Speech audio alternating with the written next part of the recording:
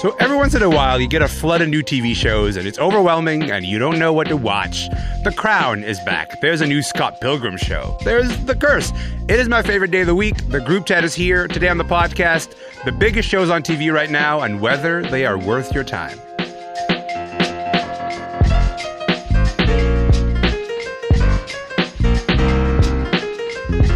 I'm Elamin Abdelmahmoud. This is Commotion. Okay, there's a bunch of new TV shows to talk about, but before we get there, listen, I just want to acknowledge that a huge story broke yesterday. The singer Cassie is suing Diddy, and her lawsuit is alleging years of abuse and years of rape. The allegations are horrific. Honestly, I don't think I've ever seen a lawsuit. Me personally, I don't think I've ever seen a lawsuit that has a trigger warning in front of it. Diddy's lawyer says his client, quote, denies these offensive and outrageous allegations. We are on it. We're going to talk about this story. We're going to cover the story on Monday because we want to make sure we give it time. We want to make sure we get it right. So that's going to come up on Monday's podcast. In the meantime, we have a lot of TV to talk about, and the group chat is here to talk about it. Let me tell you this. There's been a lot of anticipation about it. It has now arrived. The Crown dropped last night on Netflix. And yeah, okay, people ahead of time had opinions about how the show is going to deal with Princess Diana's death. But now there's a ghost. There's a ghost. There's a ghost. BBC gave it a 2-star rating. I have thoughts on it. The group chat has thoughts on it. I'm excited to get into this and the other big stories in arts and pop culture this week. Jackson Weaver is here. Auntie Donahue's here. Chris Murphy's here. What's good, everybody? Welcome to the group chat. How's it going? Oh, I'm tired from all the stuff I've been watching, actually. I'll say that. Oh, my God. all night watching TV. The chat today. Everyone's like, I'm a little sleepy, man. You made us watch a lot of TV to get here. I get it. That is totally reasonable. Okay, I want to start with the show that everybody has been waiting for.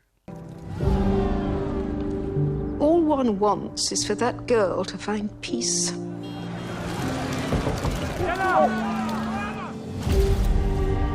Mummy. You okay? I'm okay. It's just... it has all been a bit mad recently. I gotta say, watching Elizabeth Debicki as Princess Diana, I am uncomfortable watching it because she so fully inhabits the character in ways that I've seen very few actors inhabit characters. Chris, you wrote about this. You wrote about how difficult the actress said it was to play this part of Princess Diana's story, how she died. Do you understand their discomfort after watching the show? Oh, totally. I mean, this final season, at least part 1, is really about the last 8 weeks of Diana's life. It starts with her yacht trip with Dodi and goes straight through to her tragic death. So you're in this space where you sort of know what's going to happen, but you have to play every day as though you believe the rest of your life is ahead of you. Yeah. So that's got to be excruciating. And then also the paparazzi of it all. Debicki says that just filming the scenes with the fake pretend paparazzi was as stressful as anything she'd ever experienced. So imagining what it must have been like for Diana also put her in sort of a terrible headspace. So I have so much compassion for her, and I think she does an incredible job as Princess Diana too. Just the way that she just like casts her eyes downwards in some of the shots. Like I'm honestly just like freaking out, thinking about it. Chris, you look stressed out about how good she is in the show. Her whisper voice, and she's so tall. We forget she's 6'3". So Diana is not 6'3", and yet you believe that she is Princess Diana the whole time. It's incredible work. Tall Diana forever. And where are you at in terms of watching The Crown? Okay, I was very ride or die for season. I loved the first couple seasons. Then I kind of fell off when Dominic West took the stage because I personally find him a little off-putting after watching The Affair. So I do not trust him. That's fair. Perfect. I mean, perfect. That's why he was cast, I feel. But yes. Yeah. But like Charles wishes, you know what I'm saying? Like, I don't want to be rude here, but like, let's be honest. I feel like individually the performances, like Diana's performance, Imelda's performance, like everything was just like, this is amazing. But then you put it together and somehow it's like the losing sound from The Price is Right. Like it's upset. Like it's like, what is that? Like Hallmark, Lifetime? Like what's happening? Yeah. I just feel like the pace was quite slow. Yeah. And then Dominic West, like, this isn't about you, but I think he thinks it is. Like, maybe I'm projecting, but I mean, I'm probably projecting. I am projecting. You're carrying with you the Dominic West of The Affair into this show. I'm just like, how dare you hurt Maura Tierney? I will not forget. I have to say, Jackson, the show opens with the car chase. The show opens with the car chase, and then you see her go into the tunnel. You see the car go into the tunnel. Spoiler alert. But, yeah, sure. I don't think I can spoil this particular story. But right, so we have Princess Diana, but then there's also Princess Diana's ghost. Can you please talk about what's going on here? I mean, I think last time I was on the show, I talked about Spencer, the movie about Princess Diana. I'm obsessed with. Amazing. Yeah. I mean, we can talk about the Queen. The story of Princess Diana's death has been so mythologized. I think they're wondering, okay, what else can we do? And what they do is they add a ghost. So this is like the first part of the final season. And as you said, we see that Princess Diana dies. And then after that happens, she doesn't leave. She comes back as, I don't know if ghost is the right word, but as a presence. As a presence to kind of... That's a ghost, Jackson. But continue. Sure. I don't know if we're on Discovery Channel ghosts yet, but all right. So she is... She's not see-through. She's not see-through. Yeah. She is a presence, but she speaks with those there. It's a sixth sense kind of ghost where she speaks to people there. People are working through their trauma, and I think it's intended to give a little bit of more on the surface access to everyone's emotions, to Dodie's dad, as Dodie's also a ghost in this. Princess Diana, the princes, everyone is kind of working through their trauma and like telling it to you on screen as they talk to her. And people have been, I walked in this building like half an hour ago, 3 people have stopped me to ask me if I know about the ghost. And the ghost is the talk of the town. Does a ghost work for you as a device? No, because it goes, to me, it was very like, show me, don't tell me. Like like the conversations created this whole, like, I think about her appearing to Charles on the plane and she's like, I'll take that with me. It's like, we don't know what happened. Like let's Hollywood needs to un-Hollywood a little bit and maybe like a momentous scene where it's like, we didn't see like the actual crash, right? So we see what we don't see is more powerful. So maybe what we don't see would have been him looking at a photograph or like a flashback scene or anything other than, I mean, if you're going to be a ghost, so you should be translucent like Obi-Wan in Star Wars. Like, I would have appreciated that a little bit more. They're going to do a translucent ghost treatment. Rattling chains and stuff, you know? Yes, like, exactly. Like taking Camilla's hats. But I mean, to Jackson's point, and, you know, the idea that like we have not had a chance yet to sort of, you know, that every treatment that we've seen so far of Princess Diana's death has been done. There's been so many that have been done. The way to sort of like elevate this is to be like, okay, how do we show the emotional inner stakes for these people if they had to have a conversation with the legacy that they may be destroyed or tarnished in a certain way? Is this not a way of getting at that, do you think? Sorry. I'm gonna. No, Chris was like, no, Chris. No, Chris, this is your time. I'm ready to fight for Ghost Diana. Go, Chris. Go. Let's go. I want more Ghost Diana. I love her. I need her. I cherish her. I celebrate her. I think she's absolutely She is fantastic. the moment. Yeah. She is the moment. Okay, one, it's like you bring Ghost Diana in because you don't want to waste Elizabeth Debicki. You only want her for 3 episodes. You know, you got to use her as much as possible. So one, you get to use more of her, which is great. 2, I do think this family, it was so stiff upper lip. They didn't talk to each other. In real life, Diana and the Queen weren't kikiing about how she ruined her legacy. All right. The only way that we get these sort of like textual moments and we get to bring those to the surface, which we could do by looking at a photograph, but I would fall asleep. We could do with a flashback. The only way that we can sort of like reckon with the wreckage of Diana's death and how the royal family dealt with it is if we have Ghost Diana be like, yeah, you messed up. Yeah, like you're the face of the monarchy, but you done messed up by not giving me a big funeral very quickly. So I think I'm very pro Ghost Diana because I think it's done, like, I won't say tastefully because that's no. I won't say that word, but it at least is compelling on an emotional and narrative level. And I think she's good at it. And where are you at? I mean, Elizabeth Debicki, she is good at it. She's good at the downcast eyes, that weird like whisper voice that when I was 12 and Diana died, I was trying to like emulate at school. And everyone was like, that's not for you. But I think the problem is we wanted to utilize Debicki more than we wanted to make this actually deliver any sort of semblance of feeling, because you're immediately taken out of the moment because you're like, she a ghost? Like you're at like all of a sudden you're like, they had to film this. Like people wrote these lines, and then I was taken out of the moment and immediately thought they wrote a ghost scene, and then everyone agreed to do the ghost scene, and then they filmed the ghost scene, and I'm just thinking many ghosties, So like that's what I'm saying. So it's kind of like I'm too in this is, what are they do? What is the creator of the show doing, as opposed to, oh, I'm feeling what the creator of the show wants me to feel. I see. Okay. So it's for you, so the ghost is kind of a distraction in a way. The ghost is a distraction. And again, wish she was a little see-through.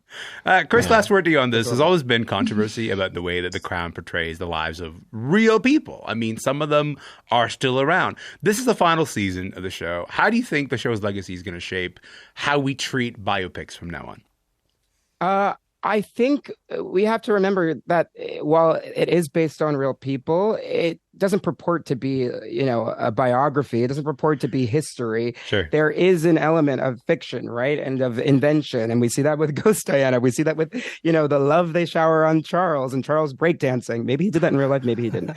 But don't think he did. I also don't think he did. But I think it's about treating the subjects with respect and care, something that I do think The Crown has sort of done consistently throughout its run. You're obviously going to make choices that people don't agree with, and you're going to ruffle feathers, and you can't, if you're telling a story about people who actually existed and they're here to tell it themselves, there's going to be friction. It's not going to line up exactly one for one, and I don't think it needs to. It's about, I think, having that baseline level of respect and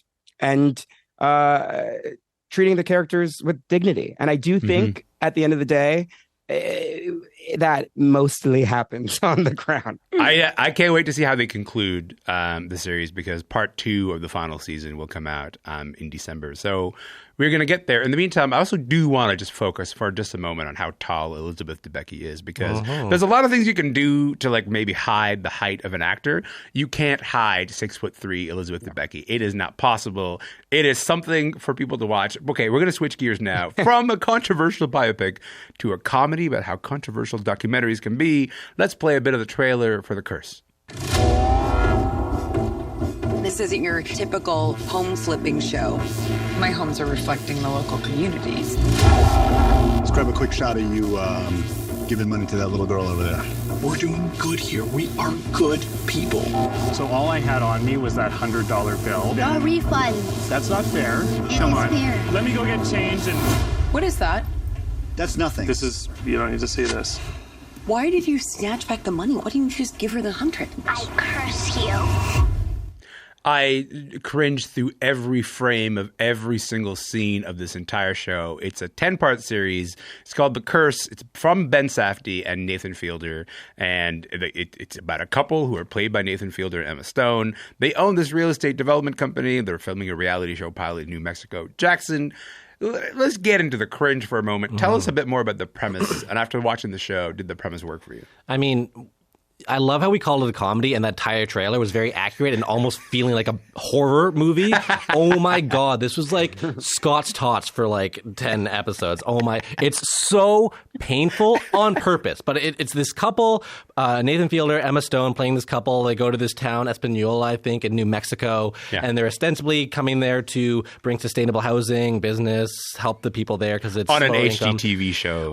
But they're making a documentary about their I'm doing big air quotes, philanthropic efforts to help this town. But at the same time, they have this director there with them to make this other weird documentary that this guy is very gung-ho on making salacious and manipulative. And and we find out that maybe these people, especially Nathan Fielder, aren't the greatest people.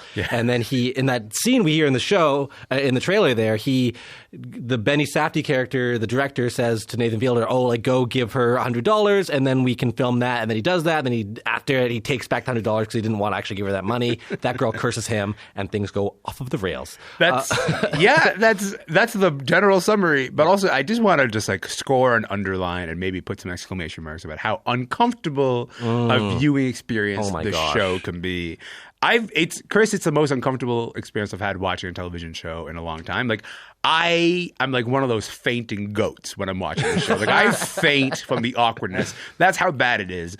And I think you might know why one of those reasons is. Can we just talk about Nathan Fielder's privates? Let's talk about that scene, because that scene was one of the most jarring scenes I've ever seen on television. It's nothing can jar me on TV anymore. And then Nathan Fielder was like, bet. You've been But when you throw out a micropenis or a micropenis, that's right. A micropenis, as we say over here, it'll get you. It's something that you don't expect. Something that I do love about Nathan Fielder. 2 micropenises in a row. Anyway. Yeah, I know. 2. Not one, but yes, continue. Sorry. 2 micropenises. It really is breaking the game in the micropenis sort of that glass, shattering that glass window. Nathan Fielder is so amazing at cringe. Everything that he does, from Nathan For You to The Rehearsal to now The Curse, lives at this place of like almost unwatchable, completely stomach churning, like put your hands in front of your eyes cringe. Yeah. And I'm sorry, and not to body shame, all bodies are beautiful. We love all bodies. Everybody is a gorgeous person. But what could be more cringy than seeing a peeing micro penis and then watching your father-in-law? The shot lingers. It lingers, and you're like, wait, I can't be watching what I think I'm watching. Oh my God, I'm watching that. And then it comes back when his father-in-law pees on the plants that they eat. Yes. That he grows in the garden. It just is so absurd and so deeply. And the thing that Nathan is so great at is like playing everything as 100% real stakes, like not even joking. There's nothing funny about it. It's just like, he's got a micropenis, his father-in-law has a micropenis, and that is the state of the art. And it's mind-blowing, but so watchable. And I don't do cringe very well. Are you like a big cringe person? Do you go like, I love watching cringe, put that in front of me? No, I think I have said this to you before, actually. I can't even watch the series finales of TV shows because it's too many feelings. It's too heightened. I have to watch them later, or I have to read the recap. There's no way I can't You with can't the show. stomach a cringe situation. No, because I just feel too many feelings. It's like even like watching this season of Beverly Hills Real Housewives and having like Sutton just keep repeating like, name them. Like that is enough. Like let alone this kind of situation. And like, bless your micropenises. Like, who will read it? Like, all bodies are beautiful. We love it. I just feel like I just heard that somebody peed on vegetables that people eat, and I won't even share a drink because I am like, I don't know. Watching Anne cringe through this is actually like a really fantastic experience for me personally. I just want to say. I just start sobbing. I'm like, this is just too much. Jackson, I should say we know Nathan Fielder as someone who plays this like exaggerated version of himself on screen. He's got a bunch of docu-reality type shows like Nathan For You or The Rehearsal. This is the first time we see him play a character.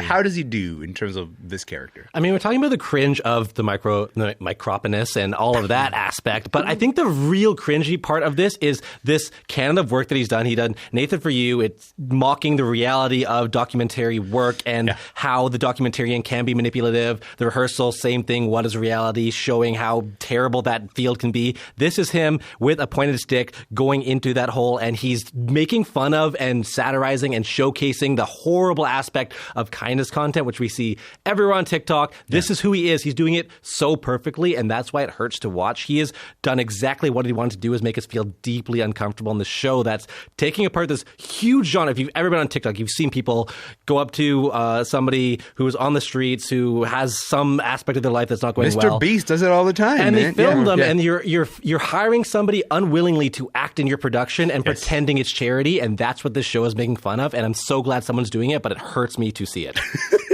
Glad you're doing this. Hurts me to see it is a great review of The Curse, actually. Like, glad this exists, but this is painful. Okay, we've talked about, the most uncomfortable TV right now. The next show that we got to talk about is maybe the opposite of that. In fact, it's probably going to elicit a bunch of nostalgia from a lot of people. Ramona Flowers has 7 evil exes, all of whom you must defeat in order to date her. What? Scott Pilgrim Takes Off. That is Scott Pilgrim Takes Off. It drops today, and it is the animated adaptation of the beloved comic book that then became a movie, and now it's an animated adaptation. Scott Pilgrim vs. the World, a story with some Canadian roots, we should say. It's voiced by people like Michael Cera and Aubrey Plaza. And I hear you have a special connection to this movie as an extra. Can you just talk about that for a minute? And then what you think of this new adaptation? Let's be clear. Let's go. I did not make I was not on camera. I did not film anything. I showed up at 1 p.m. at my call time, mistakenly at 22, 23, believing that I was cast in the movie. So I show up. They're like, you're going to be here till 1 a.m. I got the emotional capacity of a screaming goat. And instead of being like, oh, this schedule's not going to work because I have to drive back and forth to Cambridge, or like, oh, I'm sorry, there's been a misunderstanding. I basically started to cry after about 2 hours of waiting in a church basement. The producers were just like, please just go. Like, just, it was disgraceful. My car was parked blocks and blocks away. So I'm walking at St. Clair and crying. It was, so that's my connection. Okay. And, but tell me about let's talk about the new adaptation though, because it sounds like at least avoided that part of the problem. Well, now that we've opened up old wounds, okay, so at the beginning, you're kind of like, oh, nostalgia. Like, we're going through the indie sleaze nostalgia. Sure. This is feeling really soon. I mean, I'm 38. I was 22 at the time. It's like we already went through indie sleaze. I was just there 5 minutes ago. Yeah, but we weren't. It was a long time ago. So watching it gave me a sort of cringe feeling until I actually started getting into the story. And then it was like, I can smell the parties that they're at, and I can feel the like synthetic tights on my body once more. Like I felt like I had bangs again. Like, it was amazing.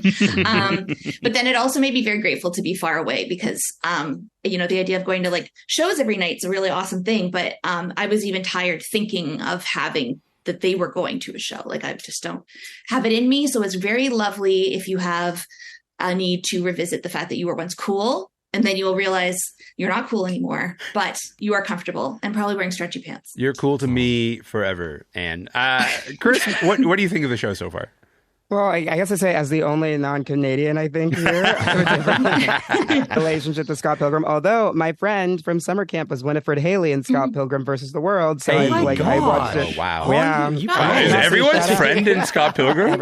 Everyone knows somebody in Scott Pilgrim. But honestly, that cast, I love that movie and I love that cast. I mean, it was so stacked. It had all these up and coming like actors that I still love today. Michael Cera, Aubrey Plaza, you name it. And watching this version was so fun, and sort of hearing some of their voices and the animation of it all really fits so well with the premise. And it's been a while since I'd seen the movie, so no spoilers, but the end of the first episode going into the second episode, I was like, what? I was like, this happened? I was like, wait, he got beat up. Like, that's when I also that's when I sort of really clicked into it. But I think it's such a good mix of form and function, like the function and like the plot just works so well in terms of the animation. Jackson, I was going to say, Jackson, you recently talked to Brian Lee O'Malley, who about why he chose to revisit this particular universe. What did he tell you? I mean, so there's two main reasons. Scott Pilgrim, I think a lot of people miss. It's like, American Psycho or Fight Club or Color of Money or Wolf of Wall Street. All those movies that are making fun of a certain type of dude that type of dude doesn't get the satire and thinks it's their champion. Scott Pilgrim is a terrible person, and Brian Lee O'Malley absolutely knows that, but no one got that. I mean, the first page of the book is Scott Pilgrim's dating a high schooler. People just think how can you put that in a story? But that's supposed to be a criticism of a guy who manipulates women to feel better about himself. That's more outrightly expressed. There's 3 different scenes that talk about that. Sure. And in this one, Brian said he wrote it in his 30s, about his 20s. Now this is him writing about his 30s from his 40s. And there's a lot, there's a very different look at what love is, at what his relationship is with this person who was kind of his manic pixie dream girl in a bad way. And the way that he examines that is very meta. It's like, the fourth Matrix movie, making it about itself. I don't want to give away too much because it's not your grandma's Scott Pilgrim. Sure. But he was saying that he went back. No. It's okay, I was a huge Scott Pilgrim fan too when I was a kid. But this is a meta commentary on what this show did to him and also what his opinion is about this Scott Pilgrim time, he calls it, era of pop culture. And I think it might alienate some fans because it's very out there and it's not what you expect. People fell in love with this story. They just want to be served it again and again. But I mean, give it a chance. Give it a breathe. I'll say.